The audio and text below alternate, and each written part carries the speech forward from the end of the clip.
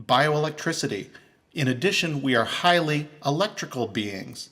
There are three major electrophysiologic centers, centers of electrical activity in the human body. In order of strength, these are number one, the heart, number two, the brain, and finally, number three, the gut or the enteric nervous system. And we'll discuss each of these in a little bit more detail.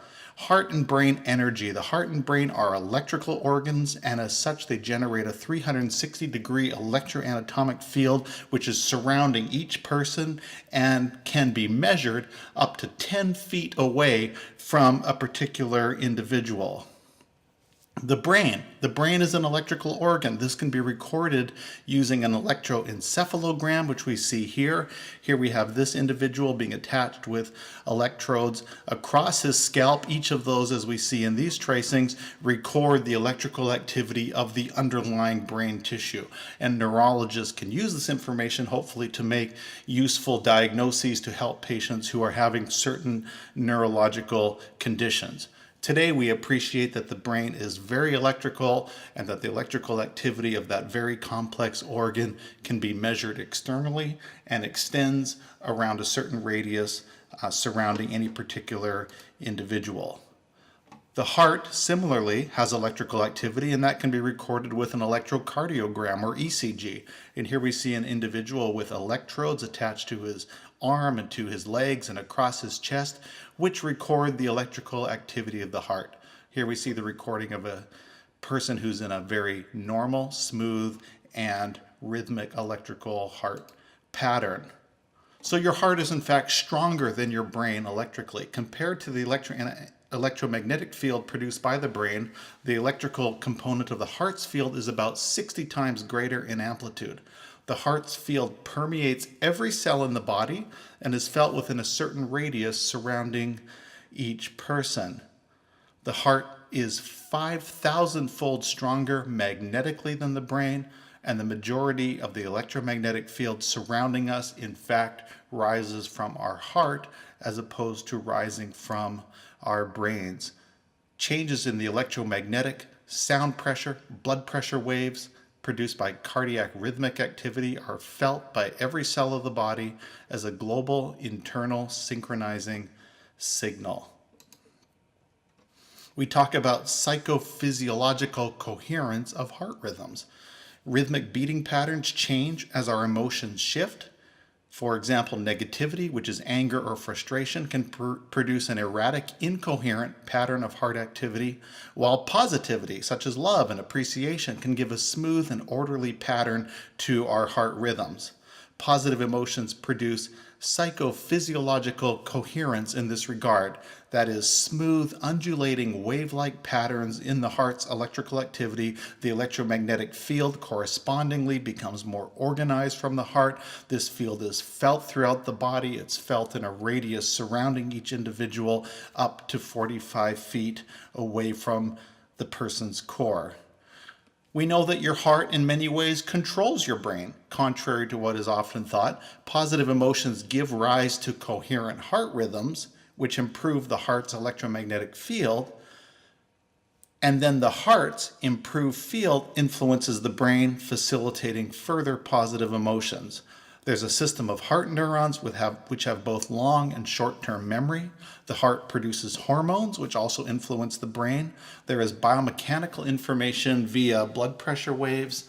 And finally, energetic information from the heart's strong electrical and electromagnetic fields are influencing the brain and other organ systems continually. Your heart influences those around you. The electromagnetic energy radiating from your heart modulates the physiology and emotional experience, that is, the moods, attitudes, and feelings of the people who are immediately around you, and this is unescapable. Your brain also modulates your heart. Different emotions cause clear rhythmic patterns and beat-to-beat heart rate variability. So, for example, in this graph, we have a range of heart rates. Here, varying between 60 and about 90 beats per minute. And we see that when the individual is in a state of frustration, those heart rates do oscillate between 60 and 90 beats per minute approximately, but in this fragmented and rough, erratic pattern corresponding to that negative emotional state. In that same individual, under conditions of feeling genuine appreciation, we see that the heart rate continues to oscillate between rates of 60 and 80 to 90 beats a minute, but we're now doing it in a very smooth, fluid, sinusoidal pattern, a coherent pattern corresponding to that very positive emotion of appreciation. We know that emotions are reflected in heart rhythm patterns, just as we've seen. Here again, between 60 and 90 beats a minute in an individual who is experiencing frustration. The same heart rate variability, but in this erratic and fragmented fashion. When that individual then shifts to a feeling of appreciation, we have again a very smooth, undulating pattern of heart rhythms, which is a harmonious and coherent pattern corresponding to that very positive emotional state. So we see clearly how the brain is modulating the effects of the heart, the range of heart rates that the heart is experiencing, the pattern of the heart rate variability, altering the heart's magnetic field by so doing in a way that can positively or negatively impact the well-being of the person. And to a certain degree, those people surrounding that individual. As we will see, that person's heart signal does show up and influence the brains and the heart of people who are close to the individual. So here we see your heart changes your neighbor's brain. We have subject A and subject B. For subject A, we are showing the heart, the brainwave pattern. For subject B, we are showing the heartbeat. These individuals right now are seated 4 feet apart over a period of about 10 minutes. And then these individuals reach across that distance and begin holding hands, and that's continued for 5 minutes.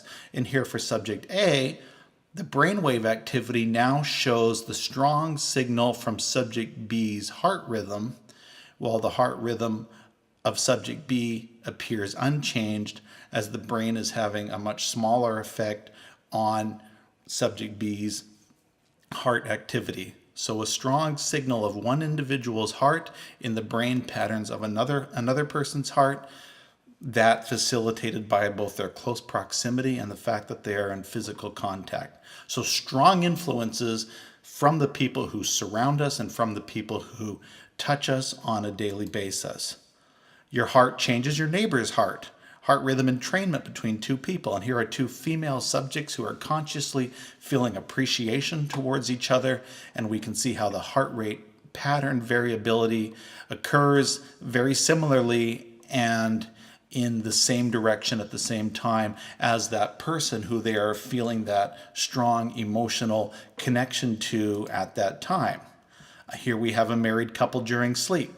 Two individuals in close contact, similar heart rate variability, patterns changing in a coherent fashion where these two have synchronized to a certain extent their heart rate variability due to the contact and connection they feel during sleep. Very interesting. This can also happen between animals and their pets. Here we have a boy influencing his dog. The dog is Mabel and the boy is Josh. Initially, Josh and Mabel are in separate rooms, and we see that both have an elevated heart rate, which does appear to be somewhat erratic. Josh then enters the room and feels love for his dog Mabel, and we see that both have a decrease in their overall heart rates with coherence in the range of heart rate variability that they are experiencing while they're together. So the presence and the emotional experience of each other has influenced the heart rate in a very important way, where when Josh then leaves the room and Mabel wants him to stay, the heart rates of both increase and become erratic as they had prior to him entering the room in the first place.